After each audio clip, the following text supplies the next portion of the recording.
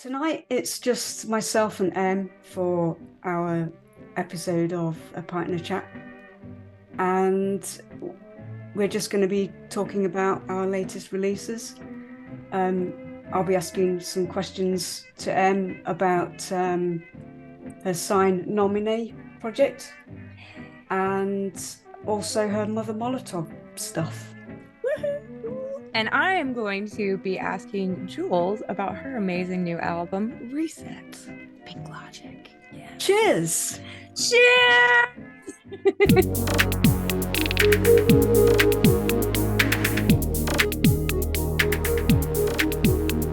My very, very, very first question to you is, and it's a very basic, probably quite a bog standard question. No. It's regarding your SineNomine stuff. How did you meet Jeff? Oh my goodness. So he's one of those people that has been like, so we were all, you and I were in this Twitter circle for a while together, right? And there's a whole bunch of people in there. And our paths would cross. I'd hear some of his music and really like it. He did some work with a band called Nullo. He's worked with a lot of different people. And everything I heard that he did was beautiful, but I'd never actually gotten to talk to him until my friend Joe, who does the Limbo Cast podcast, he and I decided to do a rap track together. So we created this project called Enola Gay, and we did the track. And well, actually, I think we were halfway through it.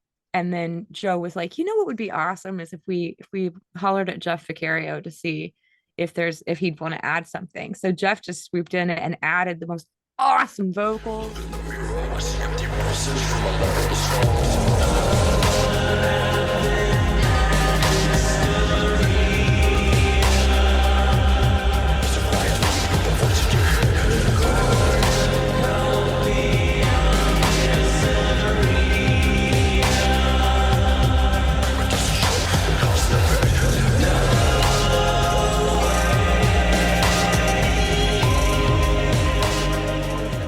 Was so good, and I was just like, oh my god, this guy's amazing.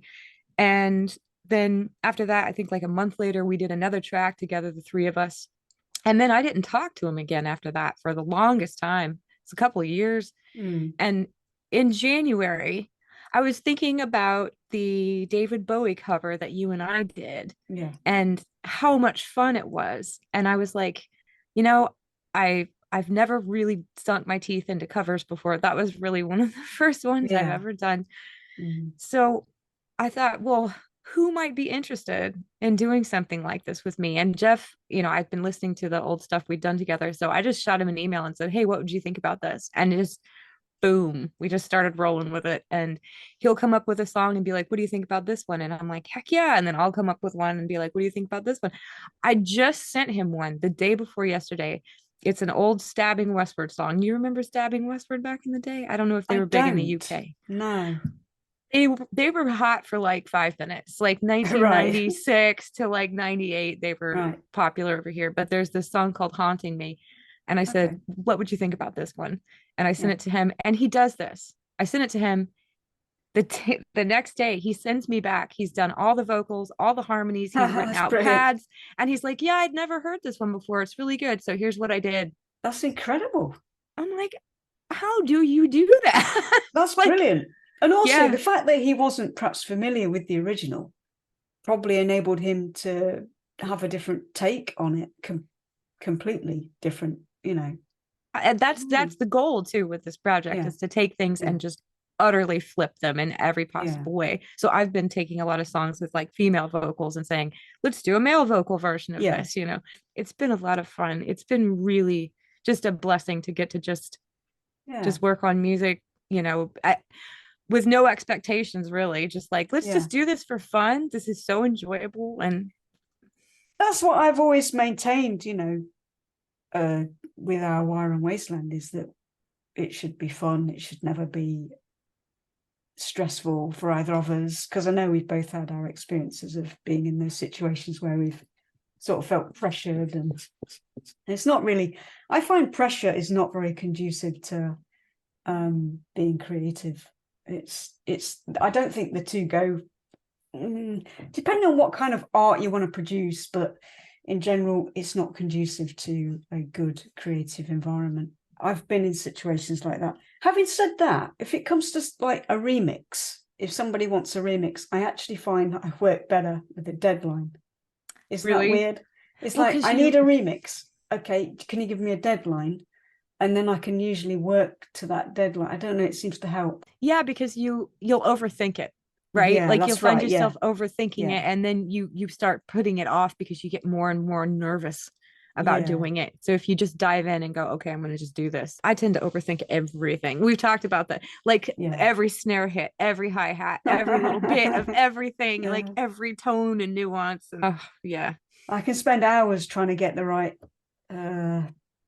sound for a particular bass or it's ridiculous. Well, you can certainly hear in your work all of the hard work that you put into it, because everything is flawless. That's so nice of you to say that. I mean, because I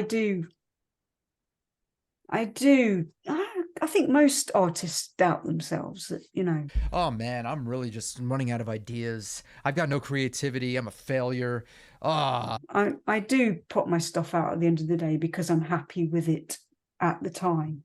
Yes. So, but later on, I might go back to it and go, I could have done that differently. But then there's no, but then I have to sort of have a word with myself about that, because there's no point, because it's out. People have said they've enjoyed it. Who am I to say, you know, that was wrong? It's like my first album. I'm a bit embarrassed about my first album, but I've never deleted it because it's not for me to delete. It was done at the time. It is me. It's old me. It's or younger me. And it just came out the way it did at the time. And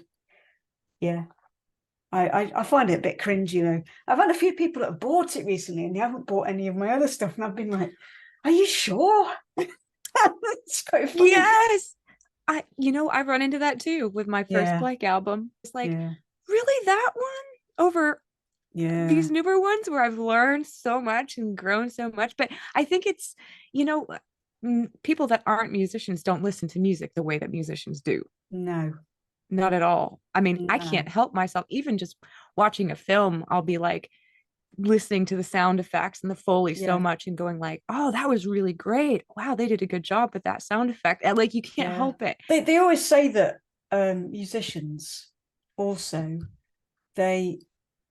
if you're, say, for example, you play a particular instrument, they'll always say that if you play that particular instrument, you'll find yourself tuning in. If that instrument is in a piece of music, you'll find yourself listening. So if you're a drummer, for example, you'll find yourself listening to the drums. You'll pay attention to the drums. A bass player will pay attention to the bass. A singer would pay attention to the vocals. I find synthesizers in music, I find myself listening to those things. If there's a band that incorporates synths into their music, I find myself tuning into those parts.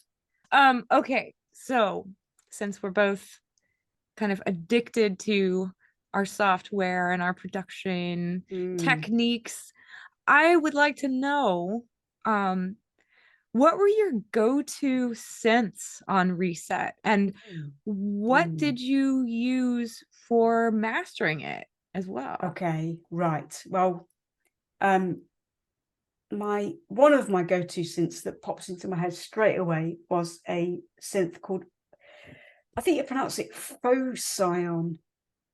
Oh Phoscion, Phoscyon. I think I've spelled that correctly. It's basically a 303 emulator.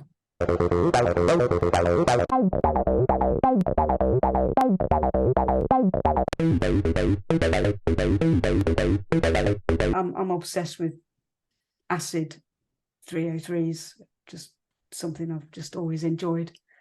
But before I had that software, I used to use a program that some viewers out there might remember. It's called Rebirth.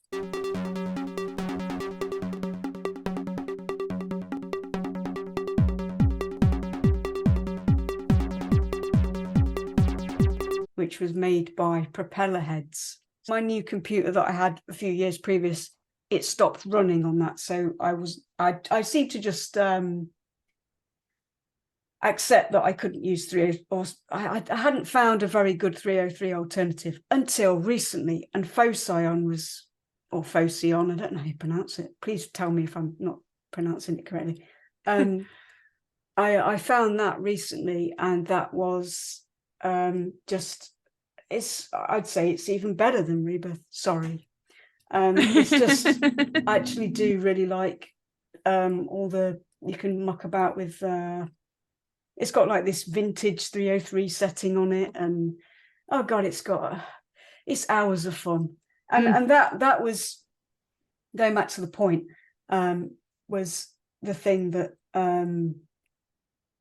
influenced the dance track that I did on the EP, which is Linak.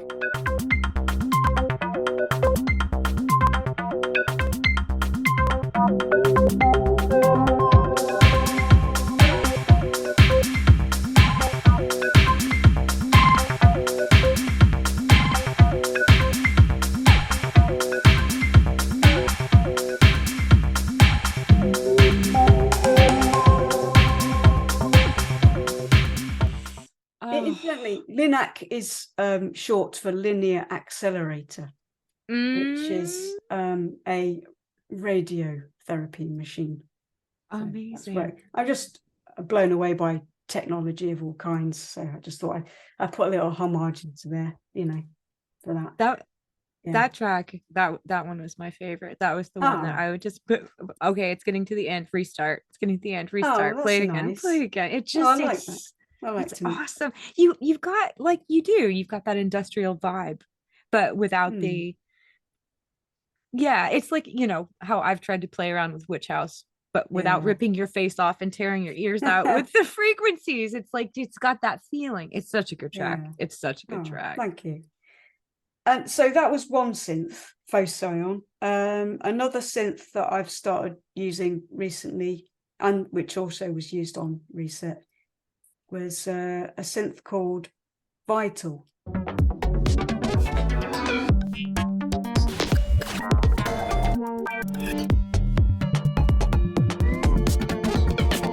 It's very visual, which is how I like to work. I could go on at length and bore people to tears with it, but it's got three oscillators, and it's got a sampler, and you could just drop samples in and muck about with whether it plays them backwards and forwards, and it's got a really good interface for connecting LFOs to oscillators, so you can it's just incredible. Wow. It's so visual as well, and it's so actually really user friendly. I would say most people will be able to make even if you don't have any knowledge of sound design, I think it'd be a great synth to start using, because it's so visual and it's so easy to just patch things. You just literally right click and drag and then drop it, and you can hear it before you decide if it sounds okay or not. If you don't like it, you can move it somewhere else. It's amazing. And to answer the final bit of your question, the mastering. Oh God, that master. You're mastering. God, it's so good. Thank you. You can thank Isotope Ozone 9.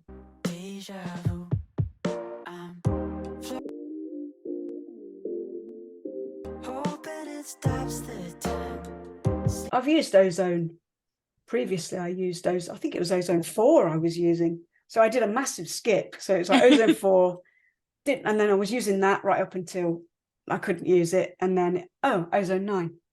Oh, this is different, because it was visually quite different. It's really useful bit of kit. Ozone is absolutely incredible. I couldn't live without it. No. I really couldn't. No, I can't imagine trying to mix or master without using Ozone. The same thing with that.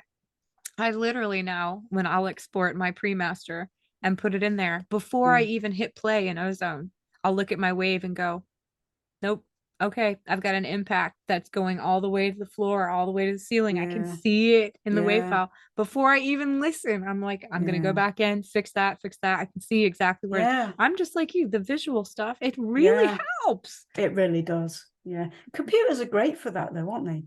You know, I suppose in the olden days. Well, the first stage in the realization of a piece of music is to construct the individual sounds that we're going to use. People used to use what were they called? It's all rat gear. It's just stacks of rat gear. Like, yeah. what were they called? The oscilloscopes. Oscilloscopes, have I pronounced that correctly? You have. Yeah, where you can actually see the waveform going across the screen. I wanted to ask you, will there be any Mother Molotov in the future? There's one in the pipeline. I connected with this virtual reality game developer. Yes. That they were looking for original songs for this game that they've created. So I wrote to them and I'd sent them some stuff and they were like, we love all of it, but do you have anything that's unreleased? Because we'd like to release it and have it be just totally new part of the game. I was like, yeah. So I cranked out a song. Like 2 weeks, I was just banging away on it like all day, every day. And that's Delirious.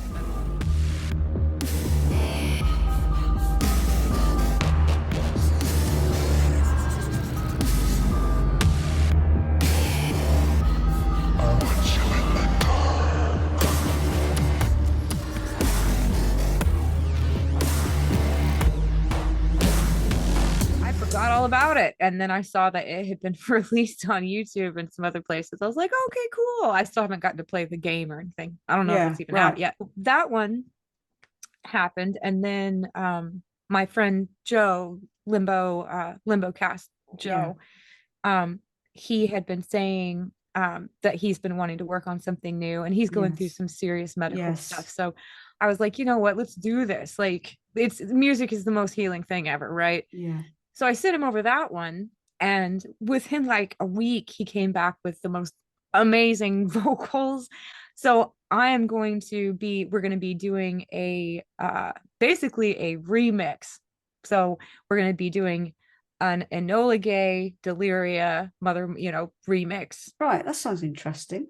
So that one's going to be happening. And after that, I don't know if Mother Molotov has a future or not. Maybe she will. Don't say that. Don't say that. I loved it. I think it's a really nice new direction that you've gone in, and I personally love it.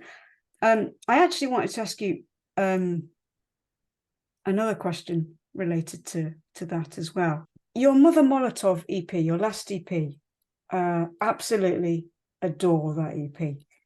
But my favorite track is Vodka. Really? I absolutely love the intro. I love that it's the windy kind of vocal. It's like this almost like I want to say Asian sounding.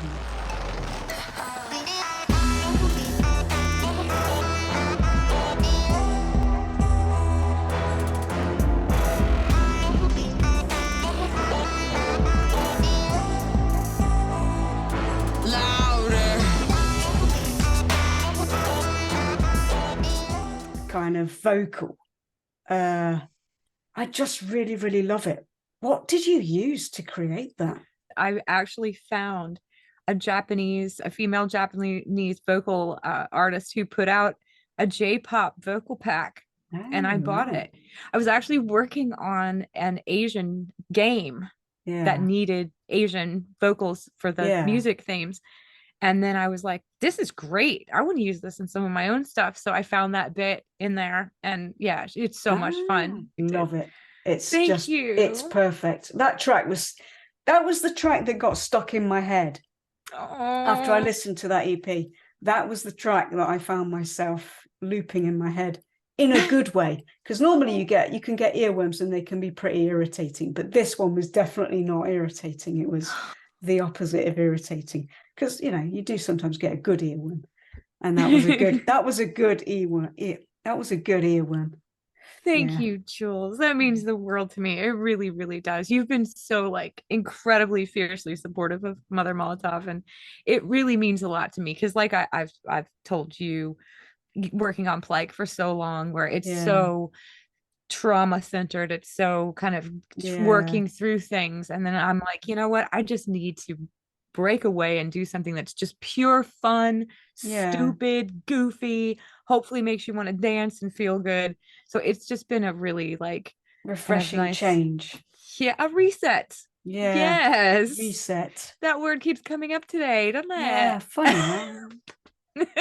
Okay, we just want to do a quick shout out to Judy and Joe, who we had on a previous episode. We absolutely adore the new album. It's so good.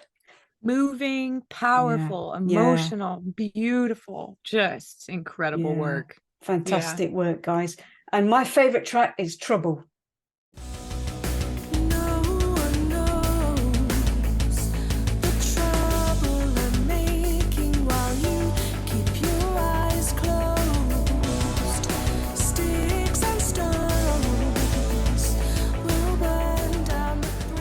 I'm gonna have to go with Dark Room.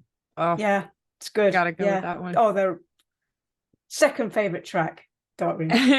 I just wanted to say it's been such a blessing to have Joe Minus Cube working on our SineNomine tracks with me and Jeff. He's done amazing work. I mean, incredible guitarist. He's done some killer drums and all kinds of bits and pieces in those songs. So thank you so much, Joe.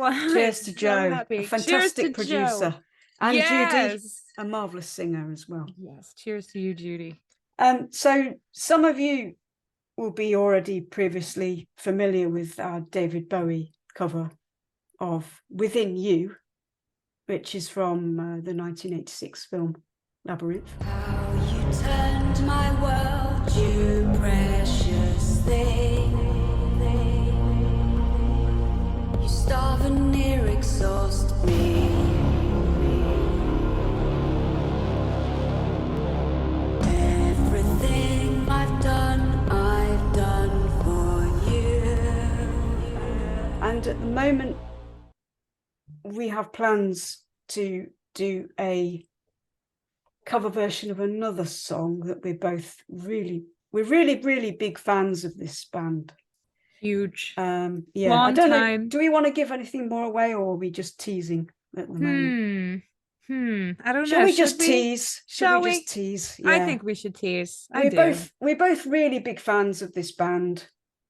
They are a British band. Most of the best bands are. You would say that. There are some very good US bands out there as well.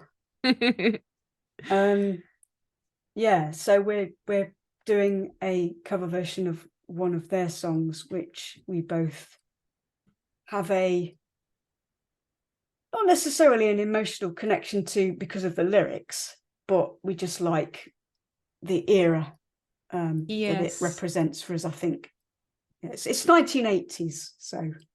And I remember I heard it late. I heard everything late. I think I was 14 the first time I heard it. I think it was the first one of theirs that I'd heard. Right. And I was like, oh, because my sister, she was always the trailblazer. My younger sister, she was like, oh, you're missing out. You haven't heard this band and that band. I'm like, wow, this is amazing. So yeah, I did have an emotional gut punch from that one. It really hit me like, wow. So I can't tell you how excited I am to do this one with you. It's going to be brilliant. Oh, it's just such a blessing. Thank you so much. Thank you. And watch this space. Yes. Keep an eye out. Okay, so thanks very much everyone for tuning in. Cheers. And we look forward to seeing you in another episode. Yes. And hopefully we'll have Jeff on, who Em is working with. Oh yes, you guys are gonna love him. He's a cool dude. Jules, amazing. Cheers, baby. Cheers. Love you. Bye. Bye.